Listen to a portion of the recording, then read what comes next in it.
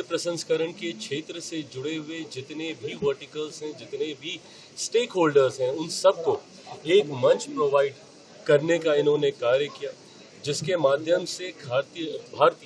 खाद्य पदार्थों को अंतर्राष्ट्रीय बाजारों में अपनी पहचान बनाने में न सिर्फ सुविधा हुई, बल्कि राष्ट्रीय अंतर्राष्ट्रीय स्तर पे क्या नई टेक्नोलॉजीज हैं, क्या नई व्यवस्था है जो कि प्रोसेसिंग के क्षेत्र को आगे लेकर जा सकती है, उसके लिए इन्होंने हमेशा से ये प्रयास करने का कार्य किया। वर्ल्ड फूड इंडिया में भी हम लोगों ने हमेशा यही प्रयास किया है कि एक मंच national international exhibitors, promoters, buyers, sellers सबको प्रोवाइड किया जाए, ताकि प्रोसेसिंग के सेक्टर से जुड़े हुए हर स्टेक होल्डर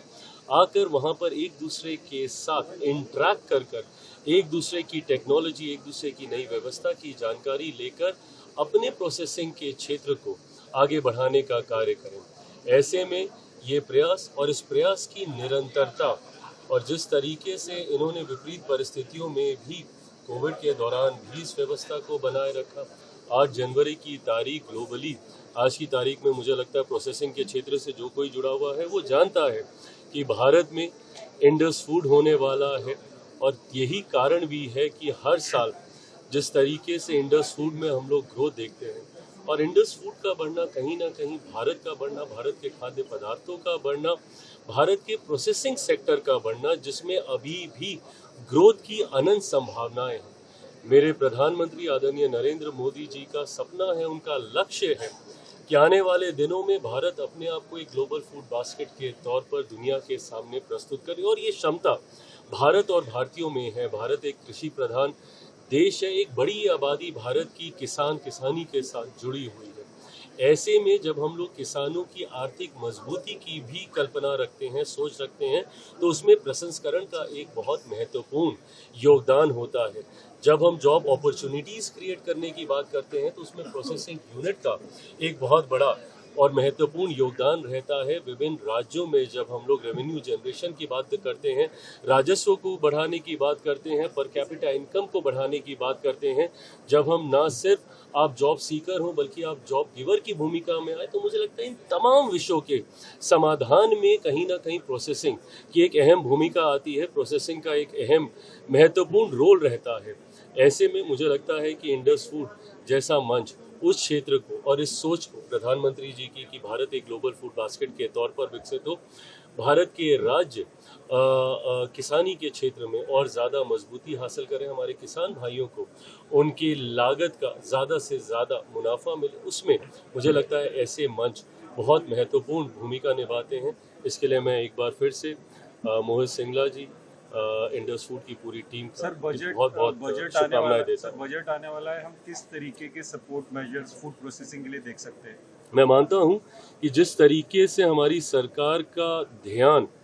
प्रोसेसिंग के सेक्टर में रहा है, पिछले बजट में भी हम लोगों ने देखा विभिन्न योजनाओं के माध्यम से, PMKSY की हो, PMFME की हो, PLI स्कीम के अलग अलग स्कीम्स के माध्यम से जिस तरीके से इस सेक्टर को और ज़्यादा मजबूती देने का काम भारत सरकार ने किया। लंबे समय से हम लोगों के मंत्रालय की एक मांग थी कि निफ्टम, जो कि फूड प्रोसेसिंग से जुड़ा हुआ इंस्टीट्यूट है, जो कि INI मान्यता प्राप्त इंस्टीट्यूट है, मात्र अभी तक देश में 2 थे, एक कुंडली में, एक तांजावुर में, तीसरे निफ्टम की मांग हमारे मंत्रालय की लंबे समय से रही। उस मांग को पिछले बजट में पूरा किया गया। तीसरा निफ्टम बिहार में खुलने जा रहा है। तो मैं मानता हूं कि हमारी केंद्र की सरकार को और प्रधानमंत्री जी का विशेष तौर से प्रोसेसिंग के सेक्टर पे बल रहा है, और आने वाले दिनों में बजट में इस विभाग का मंत्री हूं तो ज़रूर मेरी अपेक्षाएं और ज़्यादा हैं, पर उम्मीद करता हूं कि उस उम्मीदों पर ये बजट, और ख़ास तौर पे जनता की उम्मीदों पर ये बजट खरा उतरेगा। बजट से पहले ही जिस तरीके से GST रिलैक्सेशन के माध्यम से जो रिबेट्स उसमें दिए गए हैं, उसने वैसे ही जनता में एक खुशी की भावना देने का काम किया है। मुझे लगता है उसी भावना को बढ़ाने का काम आने वाला बजट करेगा। सर, अभी ग्लोबली ट्रेड फ्रंट पे बहुत सारे चैलेंजेस हैं, ऐसे सिचुएशन में हमारा फूड प्रोसेसिंग एक्सपोर्ट्स कैसा रहेगा 2026-27 में? प्रधानमंत्री जी का मंत्र रहा है कि आपदा में अवसर। जब चैलेंजेस आते हैं तो मुझे लगता है कि वो नई अपॉर्चुनिटीज़ के दरवाजे खोलते हैं, और ये हमारे प्रोसेसिंग के सेक्टर ने करके दिखाया। हम लोगों को भी इस बात की चिंता थी कि कई ऐसे वर्टिकल्स हैं इस सेक्टर से जुड़े हुए जो कि संभवतः एक्सपोर्ट की दृष्टि से शायद उनके लिए ये समय थोड़ा कठिन होगा, पर उन्होंने अपने प्रयास से और सरकार के निरंतर सपोर्ट से उन्होंने नए वेन्यूज़ एक्सप्लोर किए कई नए देशों में जहाँ पे इससे पहले भारत के द्वारा एक्सपोर्ट नहीं होता था या शायद उस स्तर पर नहीं होता था, उसको हम लोगों ने बढ़ाने का काम किया। और जैसा मैंने कहा कि चैलेंजेस नई अपॉर्चुनिटीज़ लेकर आता है और भारत हमेशा चैलेंजेस के लिए तैयार रहा है प्रधानमंत्री जी के नेतृत्व में। तो आने वाले दिनों में आप प्रोसेसिंग की अगर विशेष तौर पे बात करें तो मैं मानता हूं कि एक सनराइज सेक्टर है, आने वाले दिनों में इसका बहुत लाभ देश और देशवासियों को मिलेगा। खत्म हो रही, इनका जनाधार खत्म हो रहा है। तकलीफ इन लोगों को इसी बात की है, एसआईआर को लेकर इन्होंने इतना हंगामा किया, इतना बवाल इन लोगों ने खड़ा किया, और उसके तुरंत बाद जो पहले राज्य जहां पे चुनाव हुआ वो मेरा ही गृह राज्य था बिहार, और बिहार के ऐतिहासिक परिणाम दर्शाते हैं कि जब तक ये लोग जनता से जुड़े हुए विषयों को